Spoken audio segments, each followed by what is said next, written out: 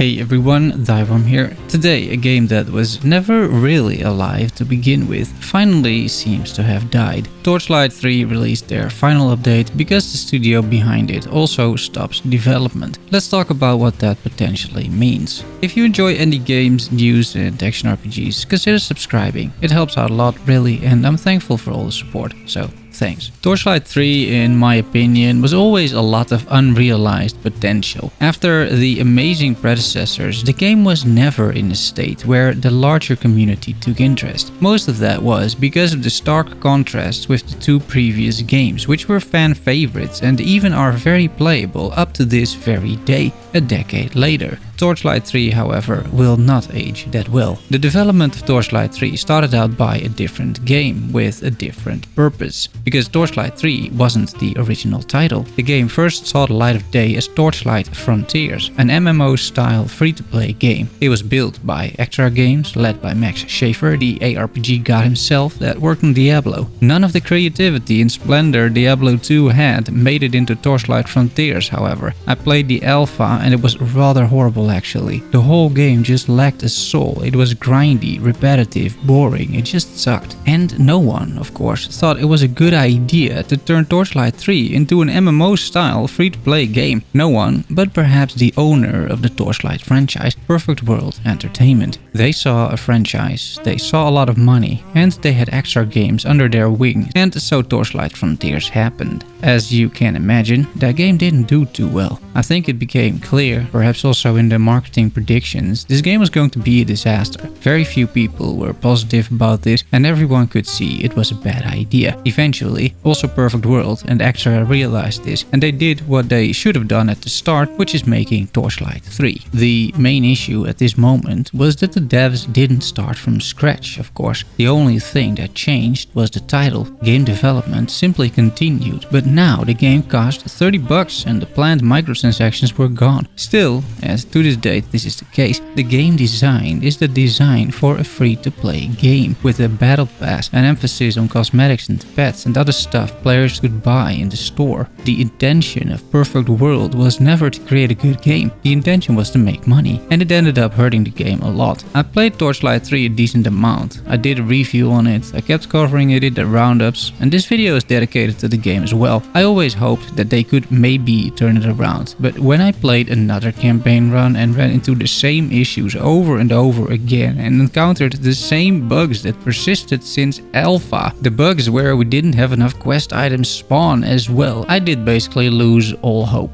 A few days ago there was the final nail in the coffin. I already reported in March that Extra Games, the devs for Torchlight 3, were acquired by Zynga. They're a publisher of mobile games basically. So the meme of Torchlight 3 being a mobile game may actually be realized, because soon Extra will develop games for Zynga, starting now I suppose.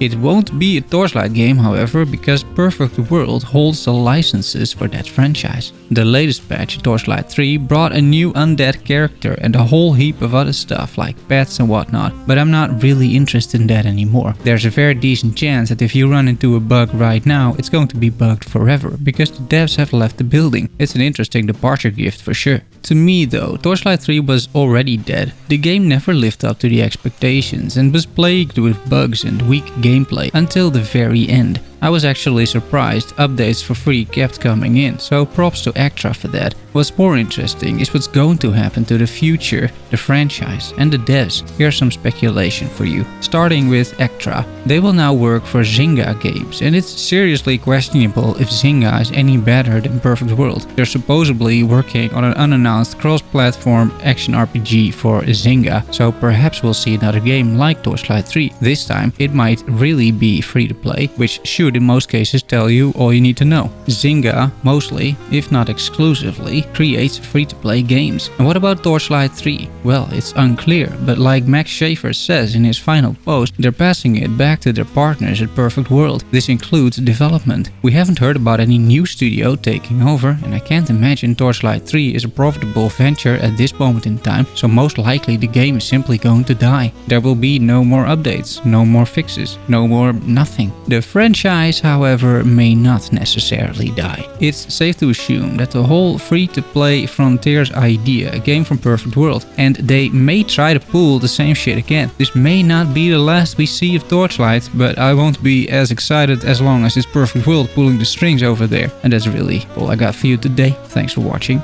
See you soon. Love you all. Bye bye.